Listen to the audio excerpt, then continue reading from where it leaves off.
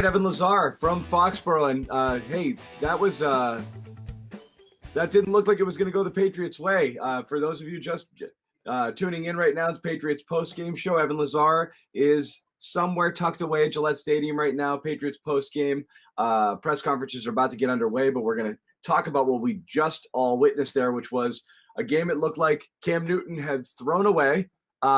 Giving it to the Cardinals with a horrible interception late in the fourth quarter. Zane Gonzalez misses a very makeable field goal. Patriots get the ball back, drive just close enough into Nick Folk's 51-yard field goal range, and he sneaks a 50-yarder through the upright, fires, and that's it, Evan. Patriots win this one. 2017 improved to 5-6 on the season. Let's first talk about what we saw late in the game, how this all transpired. We'll get into the nitty-gritty of the game. Terrific game by the defense.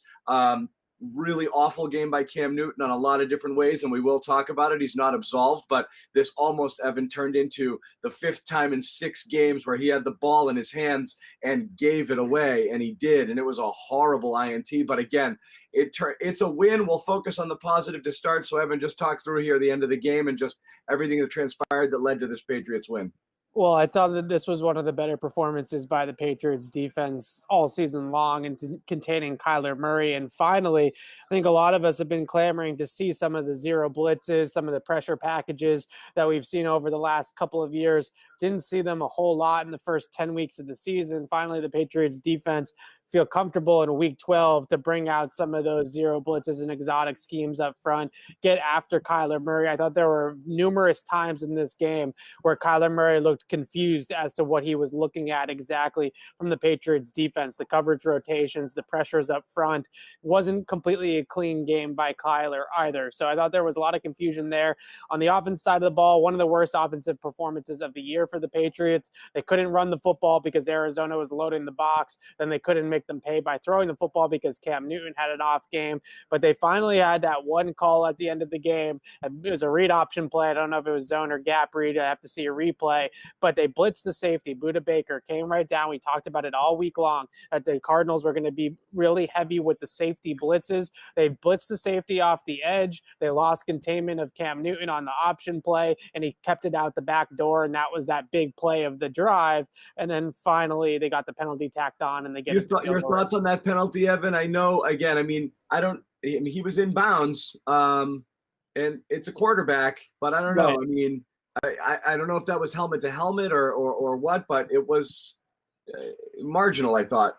It was a brutal game by the referees all around, really, and I thought that on that hit, it was such a big hit, and it was close enough to the head. I think that they knew that after all the mess ups that they made on the other side of the ball, with the Patriots on the gunner return, for example, that took 4 points off the board.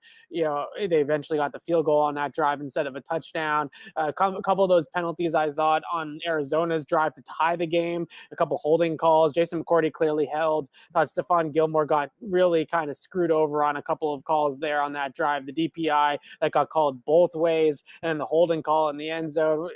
When you have Hopkins versus Gilmore, it's two guys just kind of going head to head, two of the best in the game. Just sort of let them play it out. If there's something egregious, then obviously you call it. But these ticky-tack holds and DPIs and stuff like that they called a couple on Gilmore, I think is really hit or miss there. I mean, look at what we saw in this game from the officiating standpoint only. And this, again, would have been a huge topic in the game if the Patriots lose. But, okay, I get letter of the law.